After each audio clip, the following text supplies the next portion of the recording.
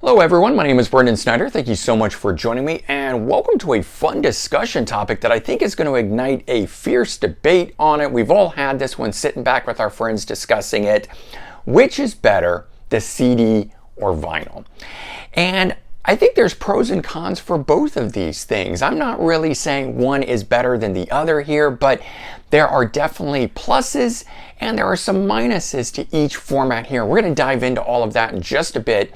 But before we do, if you're new to my channel and you haven't already hit the subscribe button, please click the button. Also leave a comment, hit like, all those things help support my channel. I would greatly appreciate it. And of course, as an added bonus, by subscribing, you'll be able to stay up to date on all that's going on in the world of music.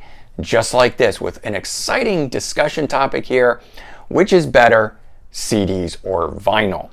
And so, as I mentioned up front, definitely we've heard, the warring factions going back and forth. There are die-hard vinyl lovers out there that think that is just the best sounding quality, the best format, etc.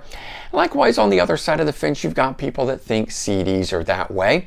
Most of you know where I stand. I'm a huge CD collector, but I also have a lot of LPs and vinyl in my collection too. So I come at it from both sides, and I'm going to try and present essentially both the positives and negatives, pros and cons of each one of these things here. Right off the bat, let's talk about size.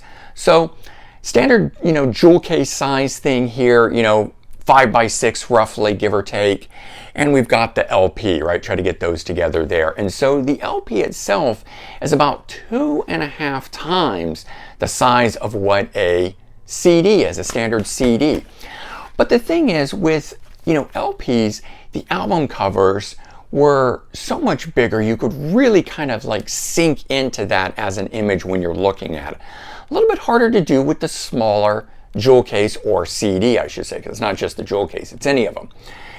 So the image size, I think that's one of the things right there. CDs, you can fit a lot more of these things on a shelf than you could the record, right? Now, granted, the record, though, is much thinner than the CD. So it's all kind of in how you look at it about which one is actually bigger, which one actually takes up more space. But my opinion is you can fit a lot more CDs, whereas the vinyl takes up a lot more room. So staying on that notion, though, about the packaging and the size of these things, CDs don't require sleeves on them. Certainly you can put them on to keep your jewel case from scratching there, but the plastic sleeve that goes over these things, in fact I've got one here, these sort of things, right, to protect the record sleeve itself. And you don't have to have that either, I guess, but as a whole, and you can see it on this one that I was holding up originally, it gets the wear on it, right? And that happens because of the tight pressing. In fact, you can even see that it is, raised, the record cover sleeve itself because of that. So those plastic sleeves help that, whereas you do not need that. The jewel case is a rigid, hard thing that protects it. In fact, the plastic of the case is essentially doing what the sleeve is. Sleeve gets bad, you replace it. The jewel case gets bad, you replace it. It's that sort of a thing. But the thing is, the jewel cases can crack, right? And if the tabs on the inside here that hold this in break, that's a problem. Now, of course, you can replace the whole of the jewel case. But in here, we don't have tabs. We have the sleeve. What happens, though, sometimes with the sleeve, these things here, is the record begins to pop out as it's doing a little bit here. It's tearing through the sleeve itself. So again, there are pros and cons to each one of these things here. And it's just sort of which one of these things you want to deal with, you want to battle, that sort of thing. The thing with LPs, though, and again, we come back to that bigger art form that it is, there's some interesting things that were done with them. So I'm going to show you this one here, Blackjack. Blackjack being an interesting band if you don't know who it is. Michael Bolton was the singer. We got Bruce Kulick on guitar. We got Jimmy Halsip on bass. Sandy Gennaro on drums. Just show you the guys real quick. But made to look like a deck of cards because of the name. So the case itself that holds the record was cut uniquely. In fact, the way to get it out opens at the top, and this pulls out like the deck of cards. So that in and of itself is a pretty fascinating thing, and we do get into some of that stuff a little later with CDs, where things like this, they are doing the die cut that was on the original. This is Led Zeppelin Physical Graffiti, but you can see that the die cut of this, which has the letters in it through the windows, and the record was originally that way. I just don't have it. Another one that comes from the record but is now in the CD is the Paper Bag Around In Through the Outdoor from Led Zeppelin. So CDs did eventually get into it once they started getting away from the jewel case, but up front, jewel cases didn't do that. Records also do the embossed covers, the raised lettering that's on these. You get the gatefolds that are on them, these, like a Jefferson Airplane. And what I like about this one, it's got this huge book that's right in here as well. So you get those sort of things. You also get the picture disc, and that doesn't happen or didn't happen on CDs. In most cases, the CDs themselves were just silver, but as you can see in this reissue, they've essentially turned the disc into a picture disc, but not really the same thing, because you don't play the top of it. They could put anything they want on the tops of the CDs, whereas here this was actually pressed into the vinyl material itself when it was done. So a lot of cool stuff was done with the vinyl LPs.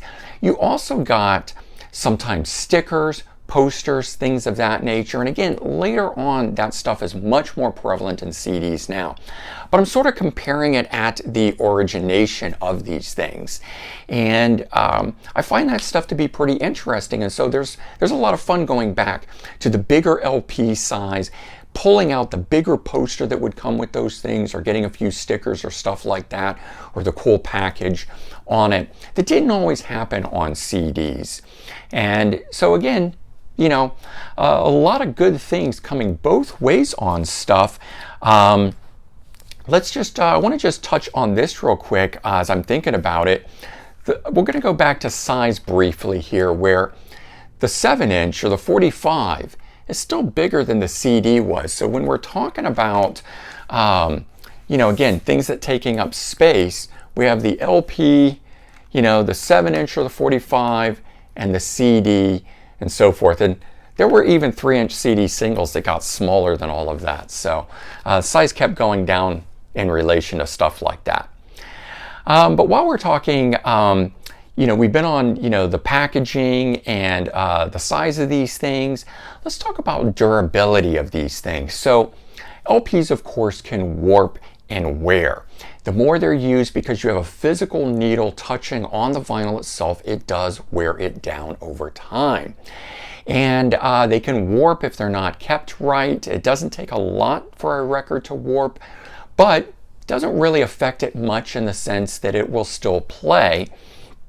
But of course, that's not the way that we want those things. CDs don't warp. And the CD itself, you know, if handled properly, and let's go back to the jewel case again, right? That's what the tab is in the middle. And if you put your finger in the middle of it and use your first forefinger, these things lift off really easy, where you can grab them by their sides. And if you don't touch the underside of those things and you put them back in all the time like that, CDs can really last indefinitely. Now, there was some projected discussions up front when the CD was first created that it should last 50 years. And we haven't hit the 50-year mark to know that. We are just about at the 40-year mark of some CDs. So it will be interesting to see if they start breaking down or not. That could be a real downfall for CD collectors like myself, who have over 11,000 CDs. If all my CDs suddenly turn to dust at year 50 and vinyl lasts beyond that, I may completely change my opinion on things here. But, you know, the idea that it's all in how you handle these. And again, if you handle vinyl really well, it's going to hold up for a very long time and so forth. And you change your needles out and stuff like that and keep the records clean from dust and stuff. Certainly. If you get a scratch on either one, it's problematic. More so on vinyl because there is a needle that physically has to read it, whereas with the CD, it's digital. It's using a laser. You can have scratches on CDs. It still plays, and it can play perfectly fine. But, you know, there's potential packaging issues with both of these. You can see this on the bottom here where it has worn out from sliding in and out, stuff like that happens. You get damage at the corners of them and stuff. And so that happens too on CDs. You get corners, not on this one, but ones that can damage and wear out, maybe a little bit on that one there. You know, and of course, as I pointed out, you can get the cracked cases and stuff like that. So there are packaging issues for both of them. Scratching can be an issue for both. CDs can get disc rot, but that really comes from too much humidity, and that's usually in locations that where, you know, places or people that don't have air conditioning and things like that to actually modify the air so that it's not so humid. It's the moisture build up, and then you can get mold and rot and things of that nature. But I myself have never had that happen in the 30 plus years that I've been collecting, and I do think that has to do with the environment that I live in. I tend to hear that from people that are in places that you know, literally do not have air conditioning, you know, and live in some you know, sometimes pretty deplorable conditions and stuff of that nature. But it is something to think about, something that can happen with CDs that not many people know about. So let's talk about capacity of these things. A CD itself can fit twice the capacity that an LP can. So LPs were generally around the 45-minute mark. CDs could be all the way up to almost 80 minutes. But my question about the CD with doing that, you know, the CD itself changed what was considered a double LP. So something like this Jefferson Airplane, which is a double LP, can all fit on one CD. And you've got that with a number of other ones where it's like two, you know, 38-minute LPs could easily fit on an 80-minute CD. So it changed what was thought of as the double LP. As the late 80s and early 90s roll around, a lot of bands were putting out 75 and 80-minute length albums, which would have been double albums back in the day. And so suddenly the 60-plus minute album became a standard. And that was great. I mean, us fans getting much more music, that was a wonderful thing. But did it also create the era of filler music? Because it suddenly became a thing where 10 songs was not enough for an album. You had to have 11, 12, 13, 14, 15, etc. kind of a thing. So did it get to a point where albums began having more material on it than they should have had, kind of a thing? And that's, you know, up for debate. That's really a whole separate topic that we might have to touch on at a different time. But now as LPs are coming back into fashion, you find that records are returning back to that more 40-minute, roughly, you know, mark, because they want it to be able to be pressed on both vinyl and a CD. And so as someone who grew up in the late 80s, early 90s, I'm looking at a lot of these things going like The Cult, and their brand new album is going to have 7 songs and be 35 minutes long. That's fine for a vinyl LP. But in terms of a CD, I consider that basically an EP. That's not the full length. I mean, if you don't have at least 10 songs on an album, it's not a full-length album in my opinion. So, and again, I know that's a whole debate for another topic, but I understand why bands are doing that. So, you know, was it a good thing when CDs increased the length of what an album was, or really should we be back at that shorter length in order to get the sort of all killer, no filler type thing where all of the songs have been honed, all of the filler has been removed, and it's just really great track one right after the other. One would hope at least. And the thing with CDs though, and the extra length and time, it did invite the bonus track. bonus tracks were not a thing before. And suddenly we had extra space on CDs. You could do more with them. And so one of the things to entice people to buy CDs when they first came out is they added bonus tracks. Then when albums got reissued, older ones, albums from the 70s and stuff like that, you had space. And in order to make it worthwhile, because those albums were much shorter, they would add bonus tracks onto those things to entice people, fans, to buy those things. So there is positive in that extra length of what the CD has, the capacity, that is both a benefit but could also be considered the deterrent. All right, and the big final thing here to really touch on is the idea of sound. And I think that's where the real debate in all of this lies. If we talk about this in terms of when the CD originally came out, and we're going to talk about it in the terms of the fidelity of that time era.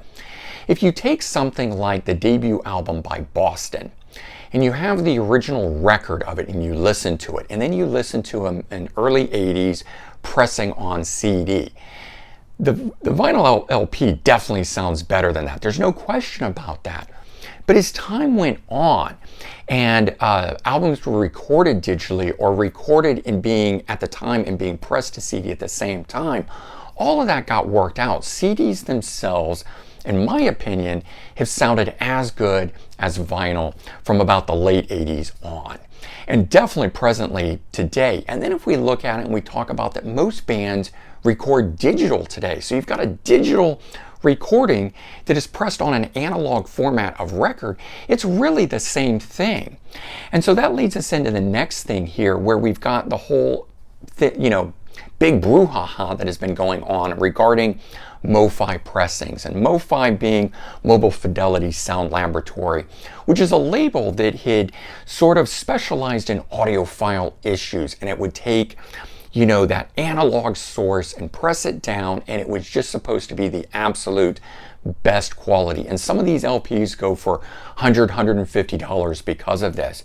But it was recently just announced that in the last 10 years that a lot of the recordings and pressings that they did actually came from digital sources. So with all these people talking about how great LPs are and how much better LPs are and things like that, there are a lot of LPs out there that were actually pressed down from digital source onto the LP. So essentially you were listening to a CD that was pressed on an LP. And that's what's created the big storm that's out there. But I'm hoping that the realization of that for a lot of these diehard LP lovers that are out there is that CDs aren't so bad. CDs are actually far better than these people were led to believe, and or that they may have only explored right at the very beginning when CDs were coming out. And CDs have progressed so much. What sound you can get on a CD is so much superior today than it ever was back in the early 80s when CDs first started. So, and just to wrap that whole thing up there, I do think that it also comes down to the device in which you listen to it on. If you have a crappy little, like Crosley record player that has the speakers built into it, your record isn't going to sound very good. But if you've got a really good system, a turntable with separate speakers and the receiver and all of that sort of stuff, of course it's going to sound great. Same thing for a CD player. If you're listening to it on a little boombox or a Walkman, or even just a not very good no-name brand stereo, it isn't going to sound very good. But if you get a really good sound system, a CD sounds beautiful on it and can sound as good as LPs. And I've got both a really good, turntable sound system and stereo system. And I've got some LPs and CDs of the same thing, and I've listened to them. And my ears are fairly attuned. I won't say that I'm any sort of special audiophile person, but I do have fairly attuned ears. And in my opinion, there's positive and negatives on both. There's some LPs that don't sound very good, and there's some CDs.